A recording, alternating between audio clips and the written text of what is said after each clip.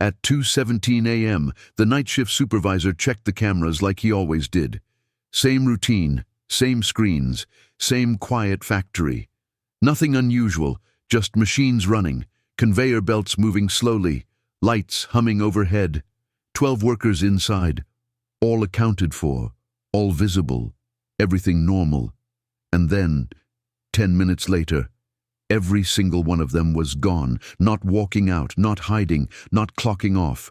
Gone, inside a locked building, with no exits used, no alarms triggered, no doors opened, no one ever seen leaving, just 12 people, erased.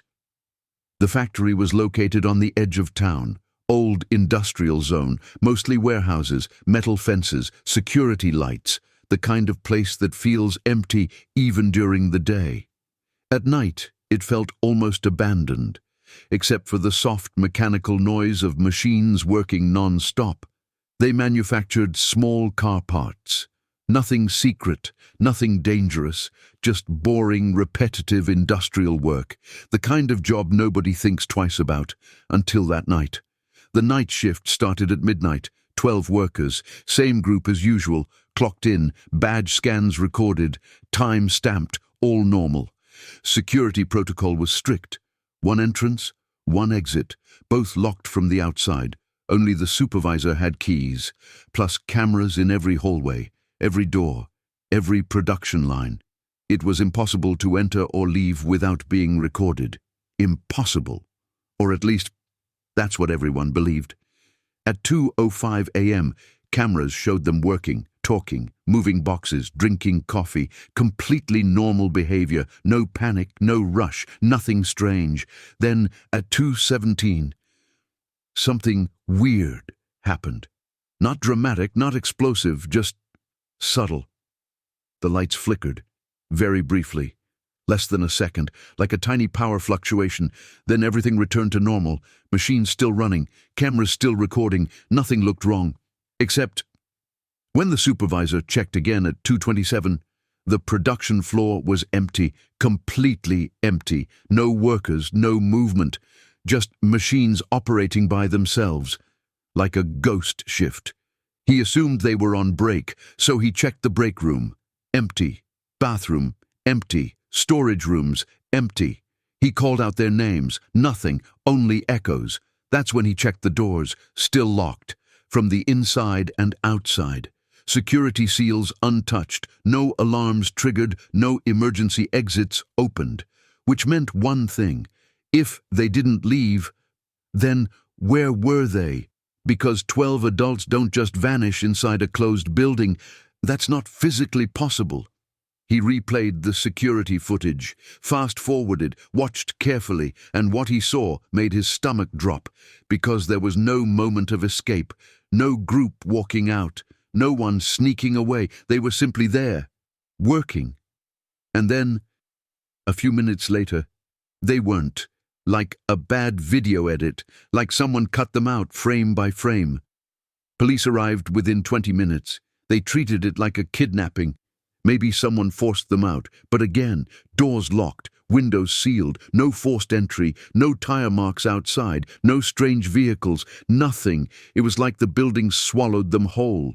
Search teams tore the place apart. Every locker, every ventilation shaft, every crawl space, every machine. Nothing, no bodies, no blood, no signs of a fight. Just 12 sets of personal items, phones, jackets, lunchboxes, all still there. Nobody leaves their phone behind, especially not 12 people at the same time. Then things got stranger.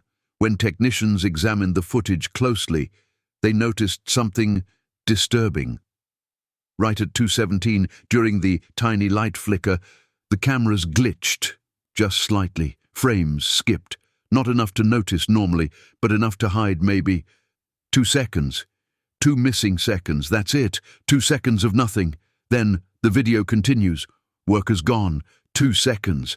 That's all the time unaccounted for, but what can happen in 2 seconds? You can't move 12 people in 2 seconds. You can't open doors. You can't stage a kidnapping. It's not enough time. Which means, whatever happened, didn't follow normal rules. Theories started spreading fast. Theory 1, inside job. Maybe they planned to disappear, run away together. But why leave everything? Money, phones, cars, families, plus all 12 had completely different lives. Different ages, different backgrounds, no connection outside work. Statistically impossible, they all planned the same escape. Theory 2, gas leak or hallucination. Maybe they wandered off confused, but the building is sealed, and even confused people still leave traces, footprints, something. There was nothing. Theory 3, mechanical accident. Maybe they fell into machinery, but every machine was inspected, opened. Nothing. No damage, no biological traces, nothing. It was like they were never there. Except the clock-in records proved they were. And then came the strangest detail. Dogs refused to enter the building. Search dogs, trained professionals.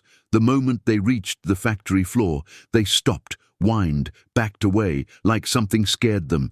Handlers said it was the first time they'd ever seen that behavior, like the place itself felt wrong.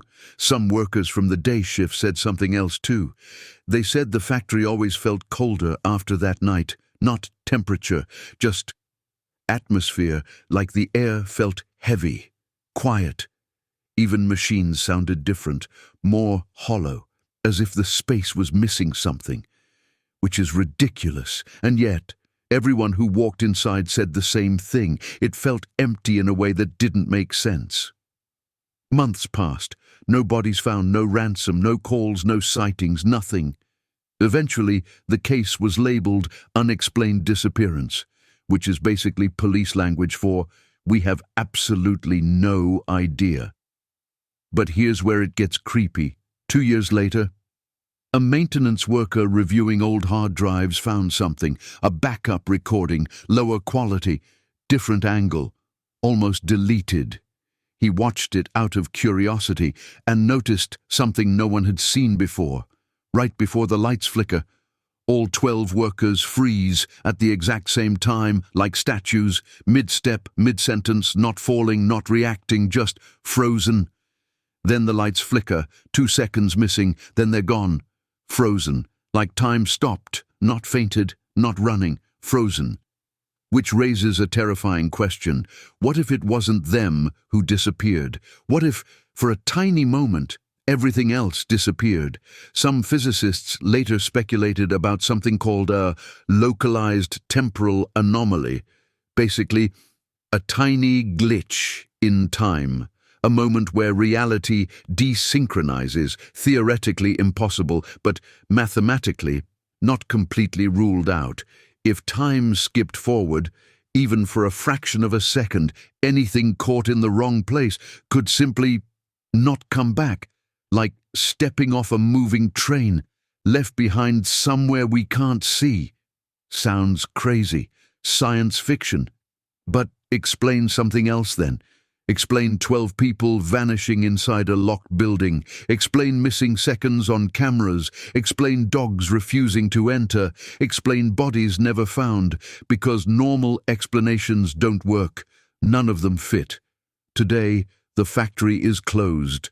Abandoned, windows covered in dust, machines silent. Locals refuse to go near it at night.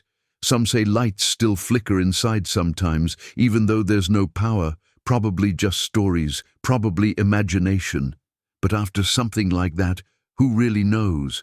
Because maybe, just maybe, reality isn't as stable as we think. Maybe sometimes, in places we don't expect, the rules slip, just for a second, just long enough for someone to fall through the cracks and disappear forever, without a sound, without a trace, without even enough time to scream.